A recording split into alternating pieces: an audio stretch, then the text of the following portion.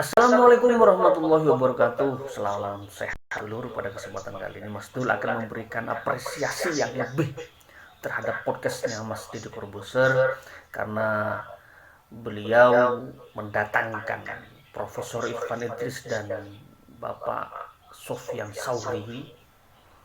Jadi Mas Deddy Corbuzier ini telah dua kali mendatangkan pakar-pakar terorisme, karena bagaimanapun terorisme itu bagi saya warga Indonesia itu adalah musuh bersama. Apapun Anda, golongan darah Anda, agamanya Anda, apapun, bahwa terorisme itu adalah musuh bersama kita, karena mereka memecah persatuan dan kesatuan bangsa dan menghancurkan segala-galanya. Siapa sih Prof.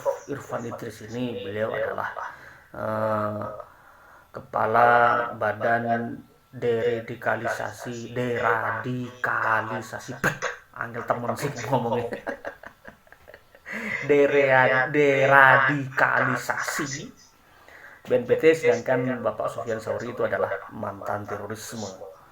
Beliau 10 tahun di penjara, kemudian 6 tahun berikutnya keluar karena ada remisi. Siapa sih sebenarnya Bapak Sofyan Sauri ini?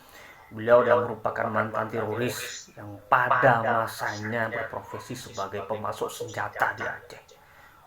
Beliau bertugas di Polres Depok setelah lulus sekolah Bintara Polri di Sekolah Polisi Negara SPN Lido, Jawa Barat tahun 1998 silam. Ketika bertugas di Polres Depok, Sofyan Sauri ini sempat dikirim ke Duren Aceh tahun 2002. Nah, sejak saat itulah beliau terpapar radikalisme dan intoleransi, kemudian beliau menjadi terorisme. Dalam wawancaranya bersama dengan Mas Deddy Corbuzier, tak tanggung-tanggung akan beliau menyebut salah satu kelompok yang sebelumnya memang telah disebutkan oleh Profesor Dr. Kiai Said Akil Sirot yang banyak mendapat tentangan di mana-mana. Saya masalah itu tentang masalah, tapi fakta membuktikan. Nah, ini yang menanggapi, yang menyebutnya itu adalah Bapak Sofyan Sauri. Beliau adalah pelakunya. Ini bukan teori konspirasi, bukan. Tapi beliau memang menyebutkan bahwa Salafi jihadi dah, ya kan, bukan Salafi saja, tapi Salafi jihadi, sebagian dari kelompok Salafi memang ya mereka lah sebenarnya salah satu dari terorisme. Jadi terorisme itu banyak, ya kan, salah satunya. Jadi harus kita pahami bahwa sikap intoleransi dan radikalisme itu merupakan awal tumbuhnya sifat terorisme di negeri ini. Maka dari situ kita perlu memupuk sikap toleransi terhadap sesama orang, ya kan, apapun agamanya, ya kan, yang penting kita sama bangsa ini, satu negara, satu Indonesia. Nah, katanya sih bahwa orang eksaksa itu lebih rentan ketimbang orang sosial. Kenapa? Ya karena orang eksak itu lebih cenderung apa ya istilahnya, dia terbiasa dengan hitung-hitungan 1+1 2, 2+2 4. Selain itu dia keliru. Ya ini maaf ini katanya Pak Sufyan Sauri seperti itu. Artinya bahwa kenapa rentan sekali orang-orang yang dari teknik, kemudian matematik, kemudian orang-orang kedokteran dan segala macam, itu rentan terjadi seperti itu. Dan menurut faktanya bahwa tidak hanya polisi saja, ASN kita juga banyak terpapar radikalisme. Itu telah banyak disinggung oleh Profesor Dr. Said Akil Sirot, ketua PBNU. Banyak sekali sebenarnya, cuma kita nggak mau berbicara itu, nggak mau memberikan kesimpulan. Kemudian kita itu cenderung apa ya, menggampangkan, sudahlah. Tapi bagaimanapun kalau misalnya kita melihat di media sosial, itu sudah luar biasa sekali, ya kan. Intoleransi itu sangat luar biasa. Jadi apa yang tidak sama dengan mereka, apa yang berbeda dari mereka, menganggap sesuatu yang sangat yang sangat buruk. Jadi kalau bukan dari bagian mereka, itu rasanya kurang pas, tidak nyaman, tidak baik seperti itu. Padahal ya itu kan cuma pendapat saja, ya kan. Ya silahkan dikaji dengan baik, kemudian kita toleransi. Apa susahnya sih menjadi toleran?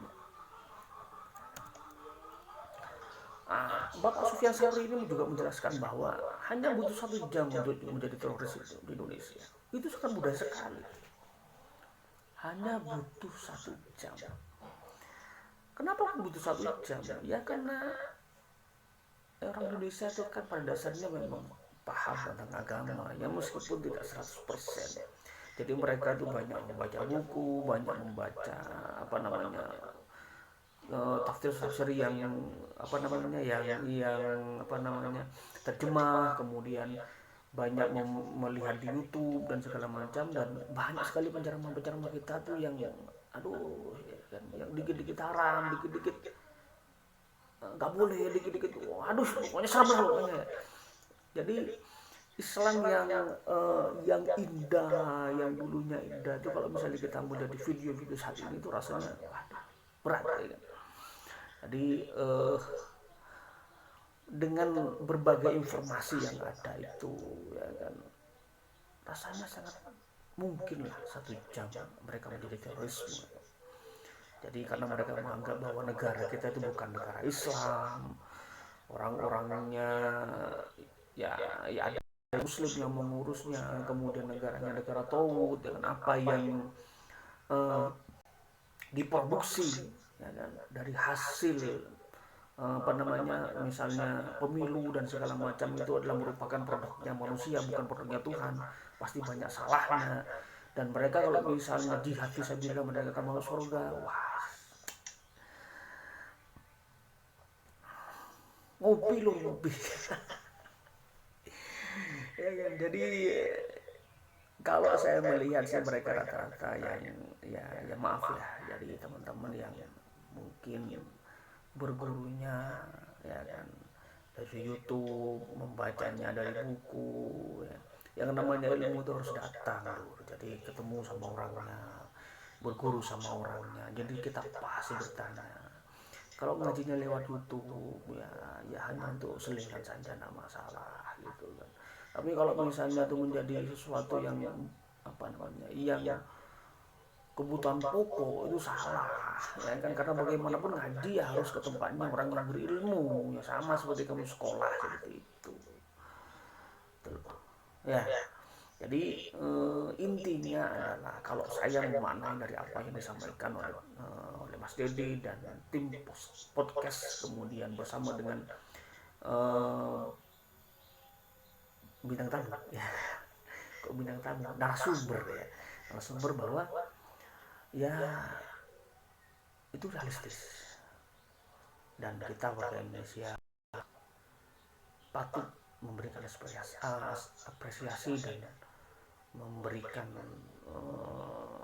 istilahnya, memberikan effort yang luar biasa kepada podcast ini. Dan kemudian kita juga mendukung apa yang dilakukan oleh Polri kita dalam memberantas terorisme. Itu saja yang mungkin bisa saya sampaikan, kurang lebihnya saya minta maaf, semoga bermanfaat. Assalamualaikum warahmatullahi wabarakatuh.